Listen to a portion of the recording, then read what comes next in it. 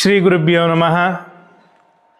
ಪ್ರಾತಸ್ಮರಣೀಯ ಜಗದ್ಗುರು ಪಂಚ ಆಚಾರ್ಯರನ್ನು, ಬಸವಾದಿ ಪ್ರಮಥರನ್ನು, ಶ್ರೀ ಗುರು ಸುರಗೇಶ್ವರನ್ನು ಸ್ಮರಣೆ ಮಾಡಿ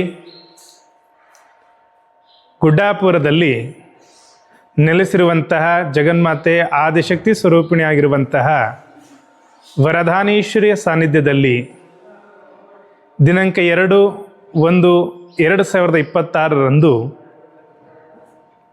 ಒಂದು ಅಪರೂಪದ ಕಾರ್ಯಕ್ರಮವನ್ನು ಹಮ್ಮಿಕೊಳ್ಳಲಾಗಿದೆ.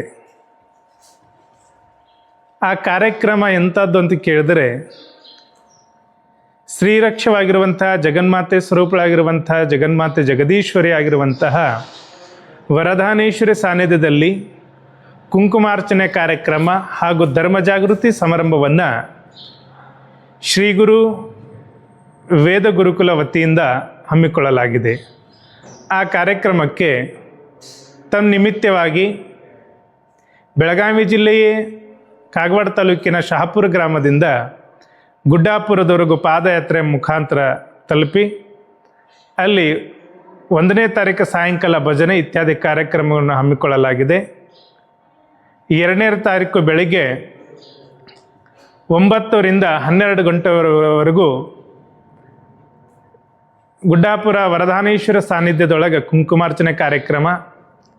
ಆ ಕಾರ್ಯಕ್ರಮಕ್ಕೆ ಸಹಸ್ರ ಭಕ್ತರು ಆಗಮಿಸಬೇಕಂತ ತಿಳ್ಕೊಂಡು ತಮಗೆಲ್ಲರಿಗೆ ಸೂಚನೆ ನೀಡುತ್ತಾ, ಇದು ಒಂದು ಧರ್ಮ ಜಾಗೃತಿ, ಧರ್ಮದ ಉಳಿವಿಗಾಗಿ, ಧರ್ಮದ ಏಳಿಗೆಗಾಗಿ ಹಾಗೂ ಧರ್ಮ ಜಾಗೃತಿ ಸಮಾರಂಭವನ್ನು ಕೂಡ ಅಲ್ಲಿ ಆ ಕಾರ್ಯಕ್ರಮದಲ್ಲಿ ಹಮ್ಮಿಕೊಳ್ಳಲಾಗಿದೆ.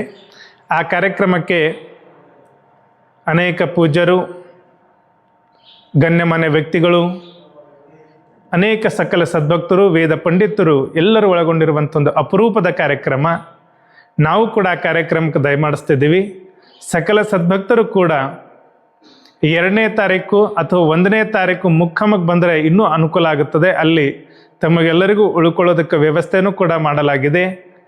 1ನೇ ತಾರೀಕು ನಮ್ಮ ನಡೆ ಎಲ್ಲಿಗೆ ಅಂದರೆ ಅದು ಗುಡ್ಡಾಪುರದ ಕಡೆಗೆ ಎನ್ನುವಂಥ ಒಂದು ಮಾತನ್ನು ತಾವೆಲ್ಲರೂ ನೆನಪಿನಲ್ಲಿ ಇಟ್ಕೊಂಡು ಆ ಒಂದು ಭವ್ಯವಾಗಿರುವಂಥ ಧರ್ಮ ಜಾಗೃತಿ ಕಾರ್ಯಕ್ರಮದೊಳಗೆ ತಾವೆಲ್ಲರೂ ಭಾಗಿಯಾಗಬೇಕು.